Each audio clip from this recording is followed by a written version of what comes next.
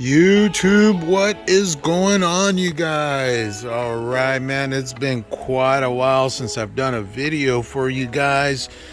I haven't really done much, to either the Explorer or the Mustang.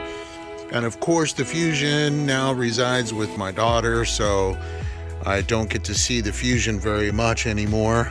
But everything is running great so far. No issues, no problems with either of the vehicles. And so, but today I've had, this car is a 2020 Explorer Limited with the 2.3 engine. And so I have not replaced the spark plugs ever since I bought it, right? So it only has 40K on it now. Back when I purchased it used, it had, I believe, 11K miles on it. So it only has 40K, but nonetheless, it's been 4 years or approaching 4 years now. So I'm going to go ahead and replace the spark plugs, and I'll show you what I'm using. I'm also going to replace the air filter. Back when I purchased this guy, I put a K&N filter on it now. And those are good for up to 50,000 miles, I believe, something like that, 75K miles. But again, since I purchased it, I've already put 30K miles on it. So it's getting pretty close, and I took a look at it, and I'll show you once I replace it. With that, I'll get this set up and I'll show you guys how to go about this. All right, you guys, so to get started here, so there's a couple of bolts here. So we have a nut there that's a 10 millimeter, both are 10 millimeters, and one right under the rod here, that's a 10 millimeter as well. So now, because of the spacing that you have under here, it's not very much, so you'll need a low profile ratchet to get down in there, right? You want to take off those two first so that you can take off the cover here. All right, you guys, so ran into a little issue here. The cover here, you need to move this guy aside, this crossbar. You need to remove it aside in order to get the damn cover off. I did not know that, so unfortunately, that means that I had to remove the nuts and remove the brackets for just on one side. Otherwise, you can't do it. So the other side is still on over there. I just had to loosen it up so I can pull it to the side like this. But as you can see, now we can, clearly get to the spark plugs there. The only little thing it looks like on the very last spark plug, as you can see under there, that guy right there, a little far back, and so you got this hose up on top, but it looks like the screw, to like this little screw here up on top here, the screw for that guy is just on the other side of the hose, so it should be okay. And now once you got it all open like this, perfect time to go ahead and grab your rag and clean off the top here. As you can see, it's quite dirty. So with that, I'm gonna do some cleanup, and then I'll take you through the first spark plug removal just to show you how to do it. All right, YouTube, so we got off all of the spark plug housings there, as you can see, but man, for the limited edition anyway, I don't know about XLT or the base, but you see these two hoses here? You gotta take off the top screw there, and then as you can see on the bottom, I just loosened that little screw there to, just to give you a little bit of leverage when you pop off the fourth spark plug down there, or the furthest one anyway. As you can see, it's really, really difficult. So now I've got the ratchet in there, I loosened up the spark plug, so I'm about to take it off. And the way you remove these guys, just to show you really quick, they're pretty much all the same, and I got them lined up. So you got one, two, three, four. So what you do is, here I got the little screws here. These are the little screws that hold it down, that screw it down here. So this guy there is a 10 millimeter. So you just unscrew this guy, and then you see the cable here. This little cable here slides right into this guy like that, right? It just slides in. So what you want to do though is, first you have to push down here and then bring it back, pull it back, right? And so that will release the the you know, the little lock right there, right? It's got the little lip right there, so this guy, when it slides up forward, it locks on, right?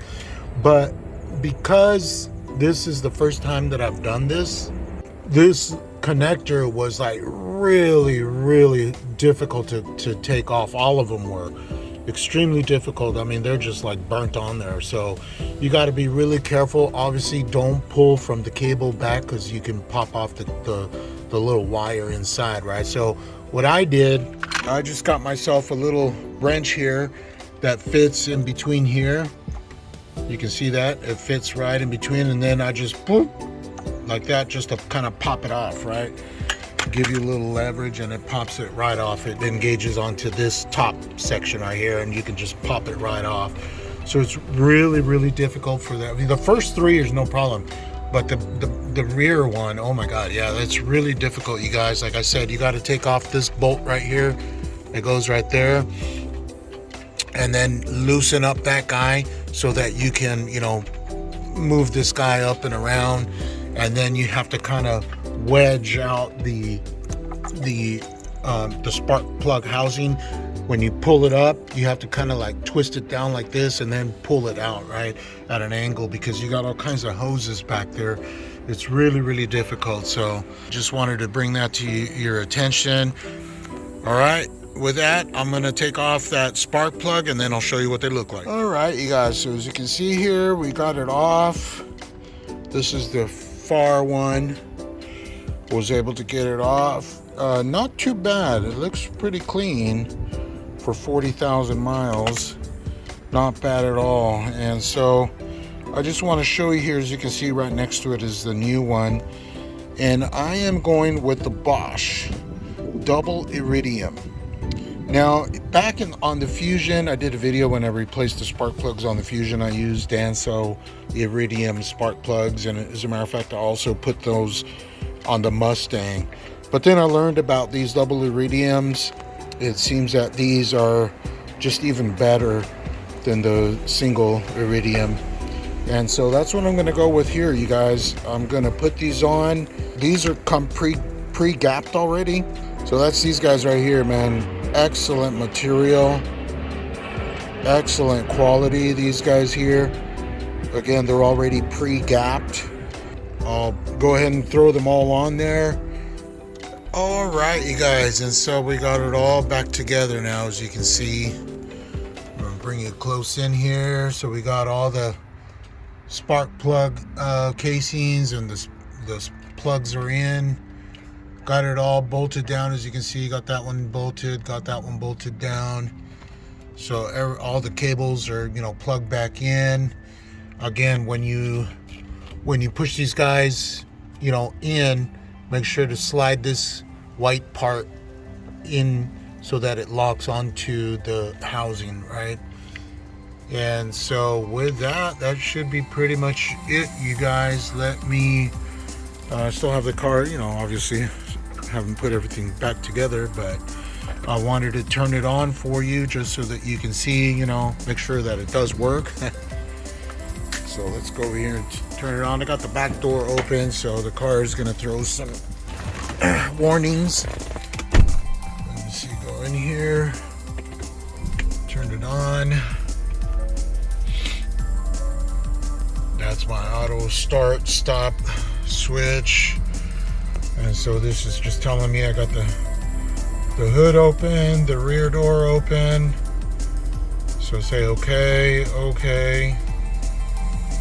And those are the little red lights, those are the hood open and the rear door open as well. So as you can see, there are no other faults.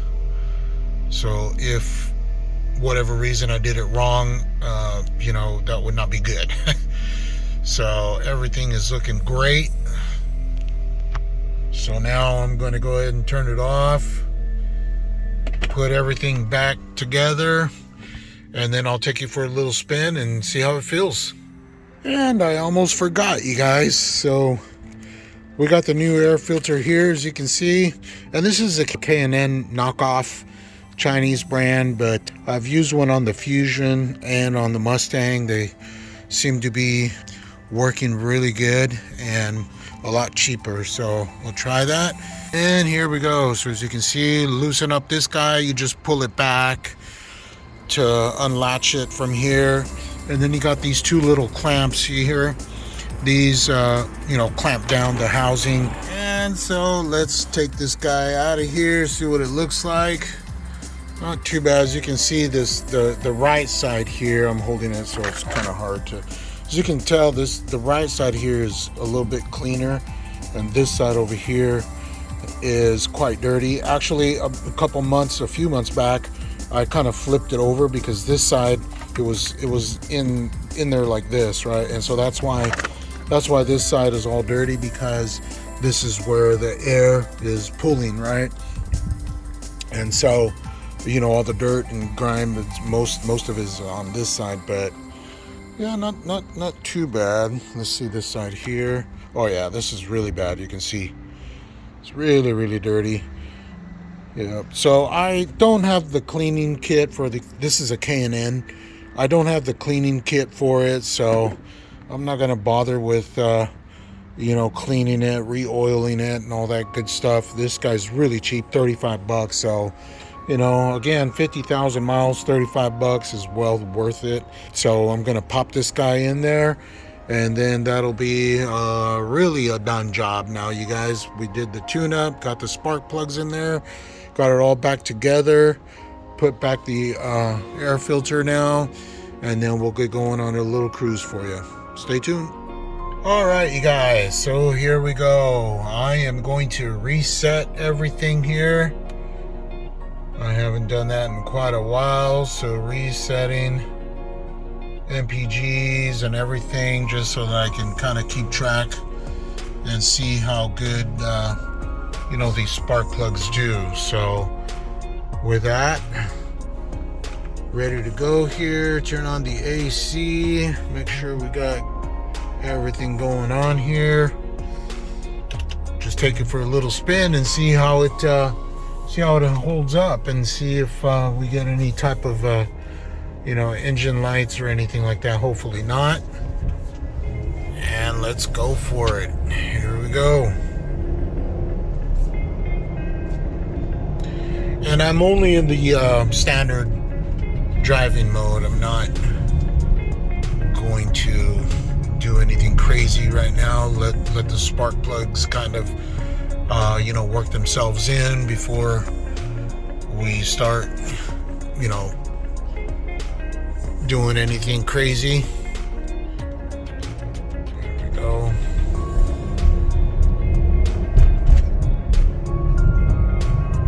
Yeah, very nice. You can hear all the shifts, nice and smooth. Responding really well, you guys.